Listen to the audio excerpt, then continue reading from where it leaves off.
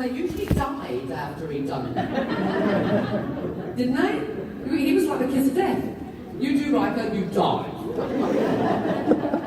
But then afterwards, it kind of became like, Troy was that as well. She kind of became like the Enterprise bike with any like guest star who came in. And Michael Dorn used to do this thing where, you know, Troy walking down the corridor when there's a new, you know, alien guest star on the show. You go, fresh meat.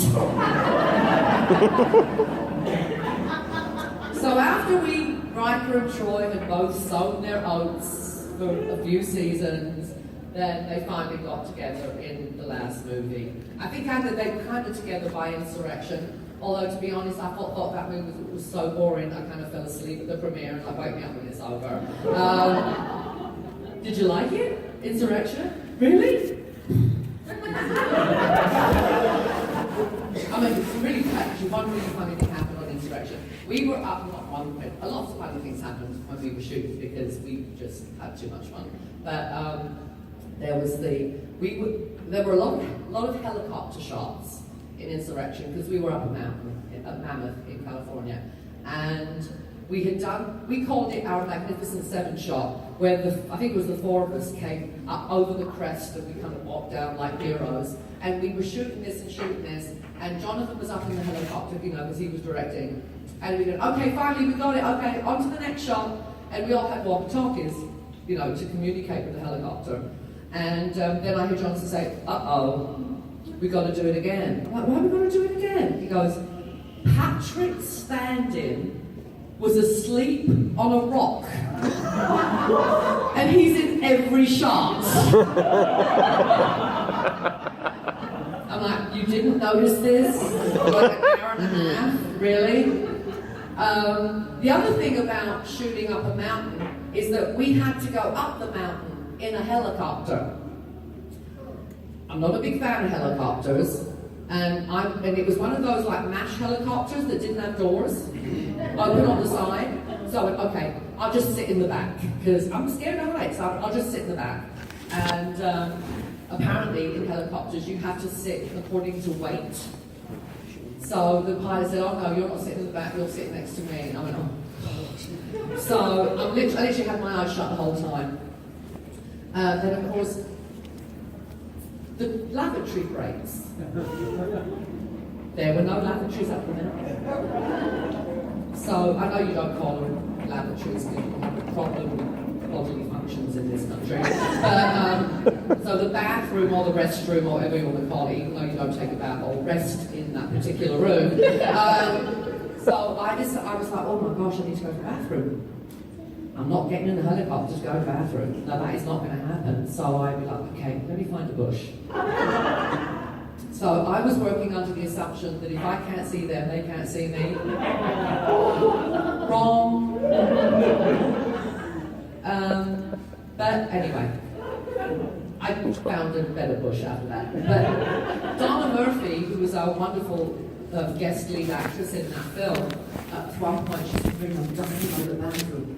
What do I do? I said, come with me. I said, come with me, there's a bush. And she went, oh, I can't possibly. They'll see me. I went, no, I'll go get an umbrella and I'll stand in front of you with the umbrella and they won't be able to see you.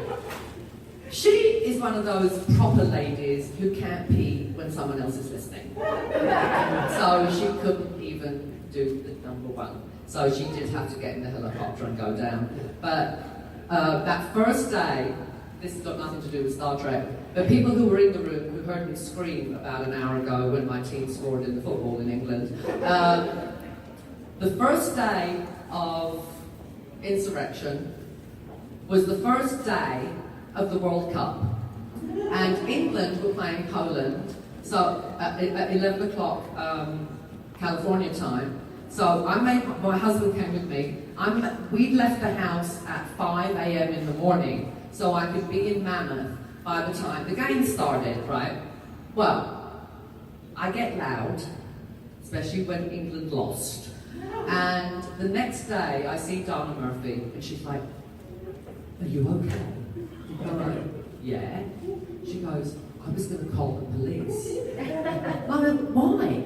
She said, I thought your husband was beating you up next door. All I could hear was screaming and yelling, and I thought that it was like a case of domestic abuse. And I went, oh no, honey, I was just watching the football. She goes, yeah, I ran into Patrick when he told me you were just watching the football. So I was like, can you just imagine my cousin being carted off for domestic abuse because his wife was watching the football? So anyway, but like I said, we laughed for 7 years. Laughed. We got on from day one. I mean, I remember the first day of shooting, we were in that silly market in Farpoint, and we were laughing so hard, I was convinced we were all going to get fired. And a couple of times, you know when you say you laugh so much, your legs won't hold you? Twice that happened to me. I literally was laughing so hard, I collapsed onto the floor. I was rolling around on the floor, laughing. So, it was the best time of my life. I was working with the best people I'd ever worked with. We just clicked. There was no diva-ness, there was no, starriness, there was no Hollywood. We were just, although obviously Patrick was the star of the show because he was the captain, we were equal. In fact, one of our reviews when we first came out, I can't remember where it came from, described Patrick as an unknown Shakespearean actor. So we had it blown up and we stuck it on his trailer door. And it was there for 7 years. Unknown Shakespearean actor. And to the testament of him, he never took it down. He saw the funny side of it. In fact, now he's a sir, right? He's a sir. And we call him Old Baldy. Well, now we have to call him Sir Old Baldy. But I remember when he was knighted, I couldn't have been prouder if it had happened to me. I swear to God. He's English, I'm English. He comes from a very poor working class background, just like I do. The fact that someone from our walk of life can get to be a knight in England. He took us all out to dinner to celebrate his knighthood, and when I walked to the table in the restaurant, I curtsied, it's Sir Patrick. And he went to me, I was, see, that's what you should all do when you see me from now on, right? But one of the biggest thrills of my life was for the premiere of First Contact. I get a call from the studio.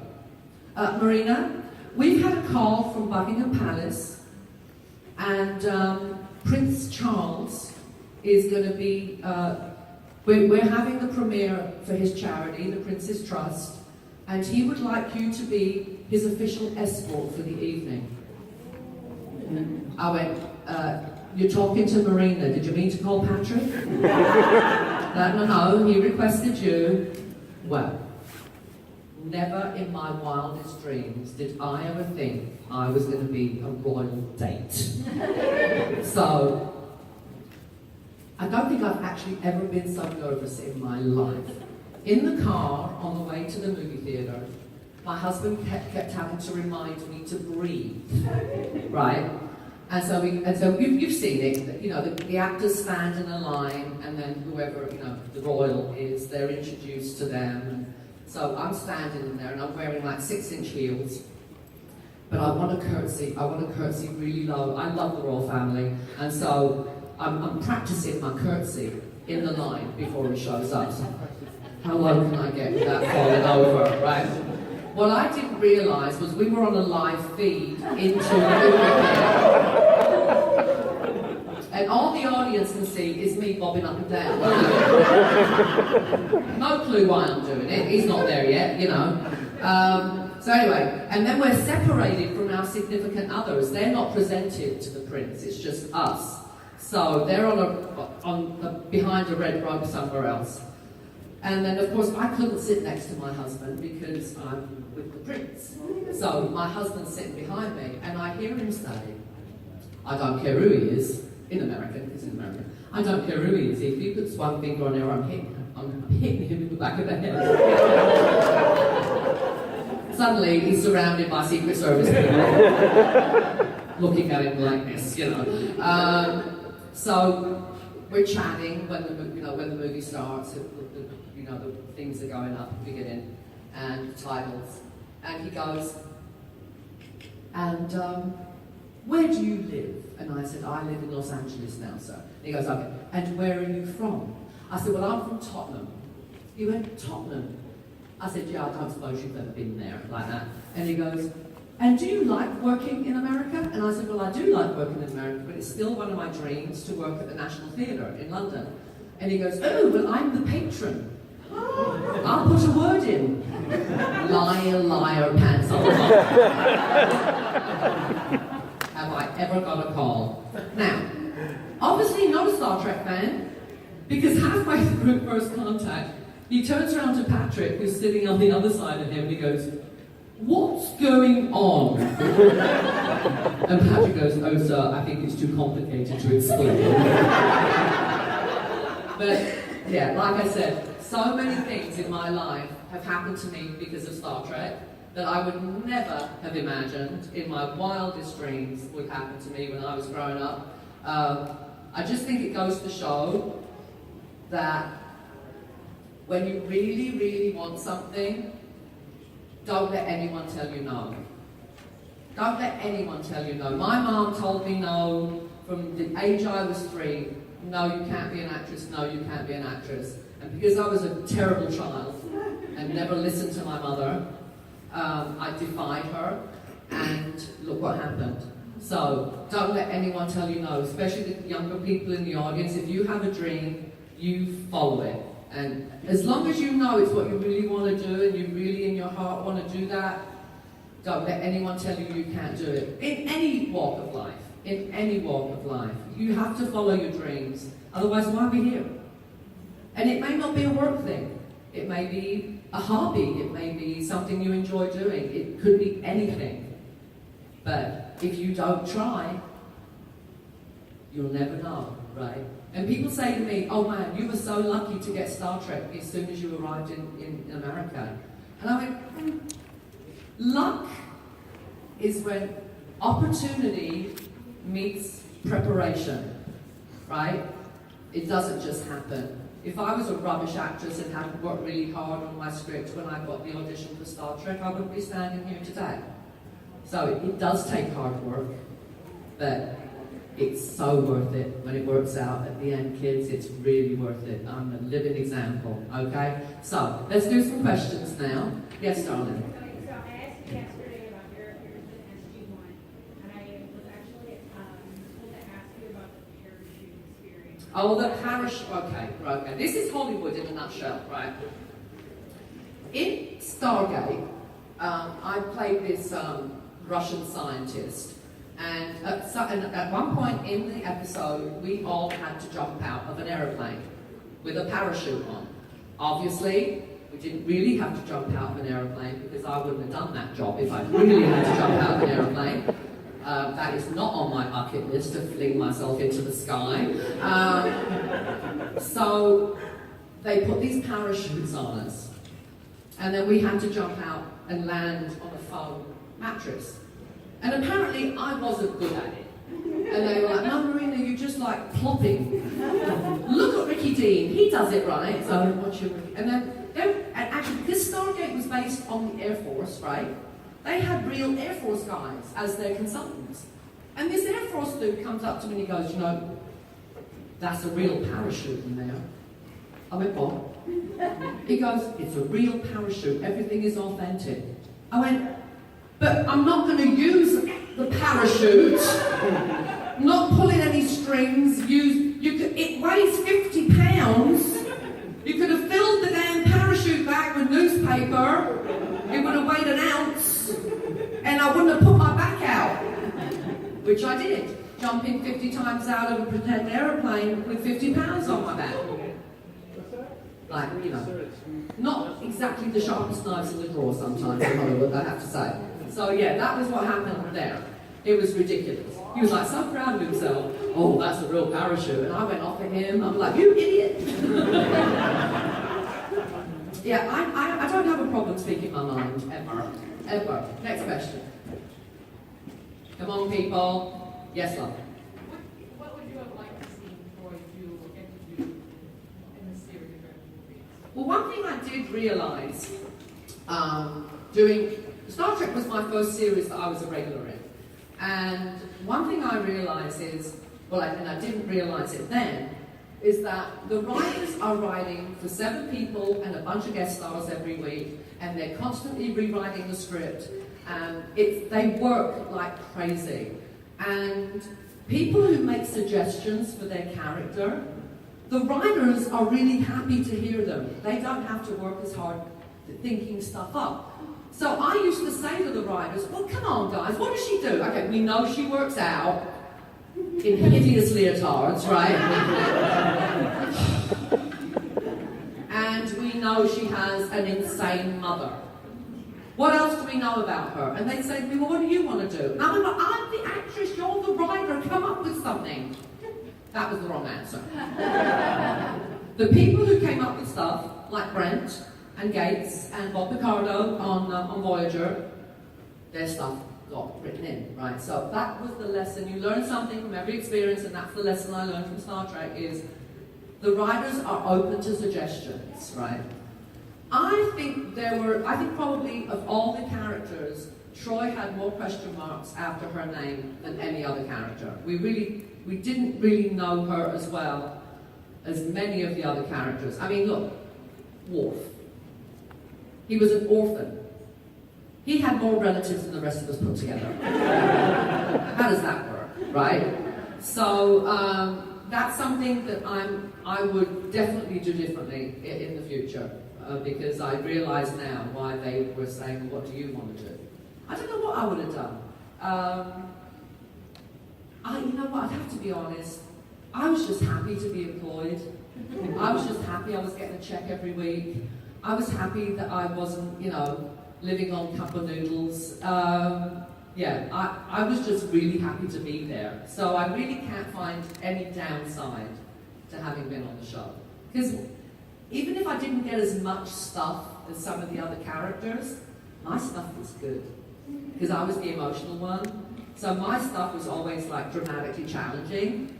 So I remember in Power Play, when it was I think me and Brent and Colin would have our bodies had been inhabited by bad guys, and we were in 10 forward, and I got zapped, and I had to roll around on the ground in agony. And Brent comes up to me and he goes, I'm so glad it was you that had to do that. I could never do that. I went, yes, you could. He went, no, I'd be too embarrassed. I'm like, oh, you can't embarrass me. I'm an unembarrassable. I've got skin like a rhinoceros. I'm fine. So I did get to do stuff acting-wise that a lot of the others didn't get to do. And cry. Cried a lot.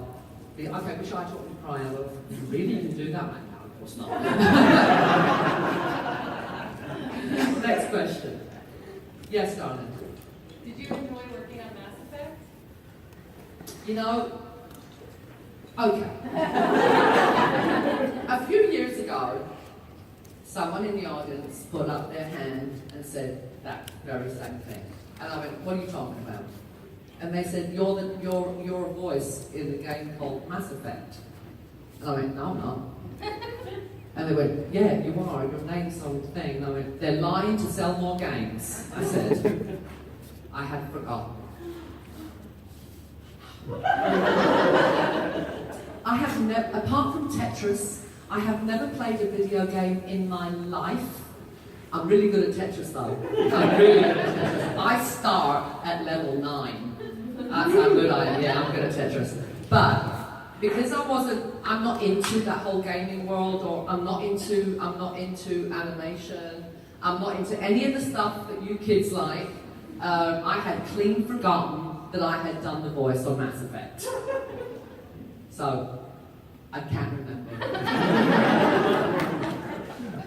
But to be honest though, games are a bit boring to do because you have to repeat the line like 3,000 times. So you're saying the same line over and over and over and over and over again. And you're sitting in a room with headphones on, and it's work. That's more work than fun, I have to be honest. Some people really enjoy it, and I have friends who have made careers out of being voices on video games, and God bless them. Not me. Not me. I know. You know, I don't understand video games, especially the sports ones. Why are you playing tennis on the Wii? Go out in the fresh air and play tennis. Right? I don't understand it. Yeah, so. But I don't have children, so I don't know what I'm talking about. Next question. What do you think about when you need to cry on set for anything else? Like, where do you go to? Actually, what I do, what works for me, is to be authentic in the lines that I'm saying. I don't go to a different place. I don't think of sad things. If I totally believe what I'm saying in the scene, then I cry. So I have to be. It's kind of hard to explain, but I have to believe. You know, what's coming out of my mouth has to be my truth. And if you're doing it truthfully, then if you have to cry or laugh or anything, then I think it just comes naturally. I know there are some people who go off in the corner and think that their dog died or whatever and listen to a country song. My dog died, my wife left me, the truck broke down, you know, and they can cry, but not me. I have to just believe what I'm saying. Yes, sir. Do you have a favorite Majel Roddenberry story or any memory like that? Oh, right. So, when we found out that Majel was going to be on the show, that was the third episode. It was called Haven, and although it wasn't shown third, we shot it third. And as I said, we had way too much fun, right, on the show. We were very badly behaved. I think I said yesterday, we had a director in the first season, directed 2 shows, refused to ever come back, so we were too unruly. So when we heard that the boss's wife was going to be on the show, we were like, okay, we've got to be good.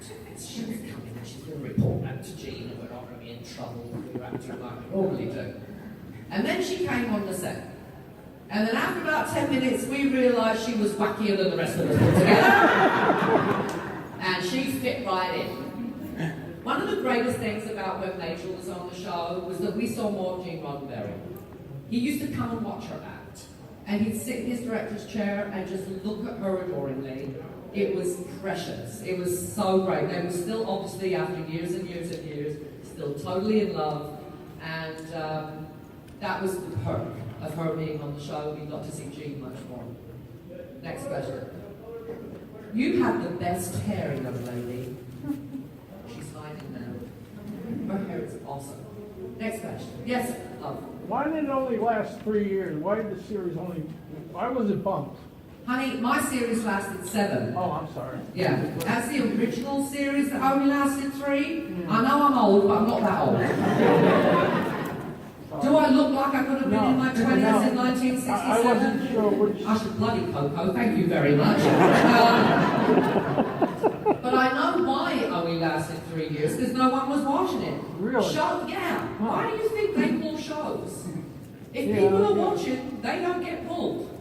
Right? It's all about the audience, so no one was watching it. The original Star Trek, I don't call it classic Trek, because what would that make TNG? Diet Trek? Really? Yeah, that's one of the bad jokes. No, they got pulled when they got big, when they went into syndication. That's when they got big and popular. And then we pretty much 20 years later to the year they finished in 67 and we started in 87. So 20 years later, and to be honest, you guys weren't happy when we came along. I mean, you can sit there now and say, "No, we love you, Marina," but you know what? When we first started, you did not love us. You were like, "What? Yeah, but you're a child. How old are you?" Yeah, you don't remember the original series. Yes, I do. But you weren't, don't argue with me, you weren't born yet.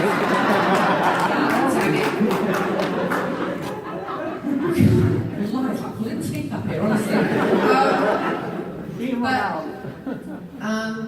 See, now I've lost my thread now. So anyway, what fans at the beginning. Yeah, the fans hated us. I remember going to a convention in Columbus, Ohio. There were 30 people in the room, all hating me. How dare you take the place of our heroes? How dare you try and replace Kirk and Spock and Uhura? How dare you? Like this. Right? And it wasn't until like into the second season and on that you warmed to us and realised we were way better than the original series.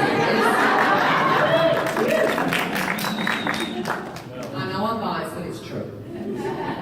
I mean, it was a bit hokey, honestly, come on. I have, now you all are going to hate me because I was never a Star Trek fan. I really wasn't. Because, you know when you're flicking through the channels and you see different shows, whenever I stopped on Star Trek, it was always the show with the flower people. Do you remember that one? It was ridiculous. How did that work? Really? They didn't realise this was going to be out of date in like 6 months? And the props looked like they were made out of cardboard and that they could topple over any minute, you know. So as far as the look of the show, ours was way better. And now on the Blu-rays, because we actually shot on film, actual film, and there's this machine now, and it looks like a TARDIS, and they run the film through it, the actual film, they run it through, and they make it HD.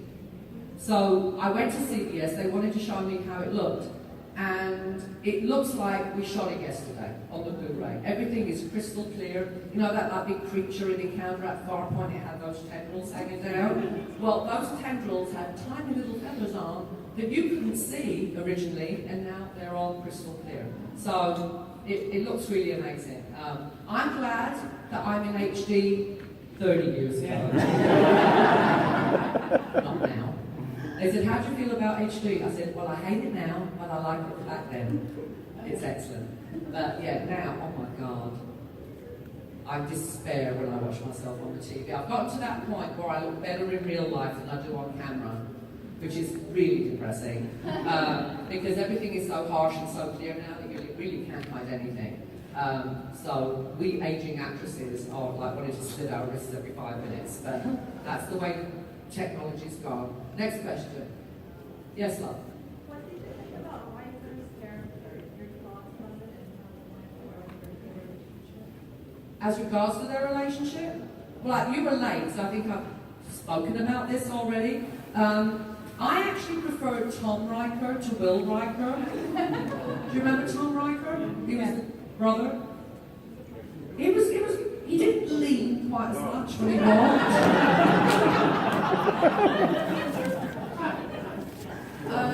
Spirits laughter, I don't know. I thought Riker was a great character, but then I think Jonathan's a great person. Jonathan, if you've never met him, is a force of nature. He will walk into a room and the atmosphere in the room changes. I swear to God, that's how big of a personality he has. But I said at the beginning, I was always a fan of the Troy Riker relationship as opposed to the Troy Wolf relationship. So, but I thought he was wonderful. And he's directing now, and I saw him a couple of weeks ago at a convention, because he lives in Portland now, because he's directing The Librarians, that series. Yeah, I know. And he said, in all the years that he's been a director, he's never offered me a job. And then we were at this convention, I can't remember where we were, and he goes, oh, Miss Sirtis, Miss, I'm not available. I'm like, what are you talking about? He said, well, I just offered you a role. But you were shooting a movie for Hallmark. And I went, I don't believe it. The one time he offers me a part, I'm doing something else, right? By the way, that Hallmark movie's on tonight. It's called My Summer Prince. Watch it, I'm funny. Okay. But I was a bit upset because he wanted me to play the Oracle at Delphi. Oh. I know. It would have been. I know. So anyway, that's what happens. It's like when you're waiting for a bus in England. You wait for an hour and then 3 come along at the same time. It's exactly the same thing. Yes, love. Are you waiting or asking a question? Right. So speaking of Jonathan, did you ever get weirded out by the way he sits in chairs? Oh, wait, no. No. He's 6'4" or something. He can step over me, for goodness sake. He's a tall man. No, but it became a thing, Yeah, You have to find little things like, you know, you remember that. Yeah. Yeah, it's, you know, it's finding little hooks, like when in the song, the chorus is a hook, you know, you've got to find something that people can, like, attach to, and that was his thing, and I thought it was great. And he still does it for the fans at conventions, if you ask him. Okay. Next question. Yes, love. How did you guys react when he killed off the art? Well, she quit. Shock horror. Yeah. She quit, so we killed her. But you know what? It doesn't matter if you die on Star Trek. Because she came back twice. She did, right? We just punished her by putting her in worse wigs every time she came back. And we made her into a Romulan. I have renamed Romulus the bad hair, bad clothes planet. I don't understand Romulans. Do Romulan hairdressers only learn one hairstyle in beauty school? Why do they have those massive shoulder pads? Did Linda Heavens have a garage sale after last year? What happened? And the gumboots, we call them wellies in England. Why are they wearing wellies inside where it's not raining? Yeah, never understood the whole Romulan thing. Never understood it. Hated being Romulan personally. I mean, I loved the role. I loved the episode, Face of the Enemy. I loved that I got to, you know, be a bit of a badass in it. But the costume's bad. Really bad. So, I don't think you'll ever see me as Romulan again. I didn't like wearing the nose and the ears and all that stuff. I hate prosthetic makeup. I hate to wear it. So I've turned work down actually if they ask me to wear prosthetics. Not because, you know, partly because I hate it, but partly because I am thinking of the other people in the cast, because I do turn into the psycho-bitch hell when I have to wear prosthetics, so you don't want to be around me. But, you know, Gates got me back in that episode that she directed, made me an amphibian. Remember that one? Yeah. And because it was my sister directing, you know, I was like, you know, I said yesterday I'm a big feminist, and I was like, I'm going to support my sister, and I'm going to do everything she tells me to do, and I'm not going to argue with her, and I'm going to be really supportive of my girl. So when she said, oh, you're going to be an amphibian, I went, and you're going to get wet. Okay. Yes, of course, anything you want, darling. So, actually, I don't think it was her. I think it was the producers who really had enough of me, because I was the one that was always, you know, making a fuss.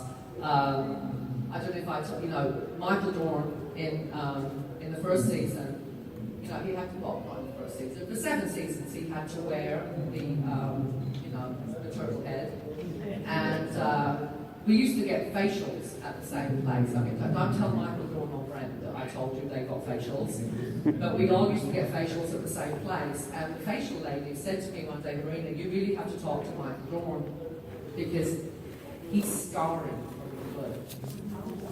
And he's black, and that will be permanent, right? So one day he rapped before I did, and he took the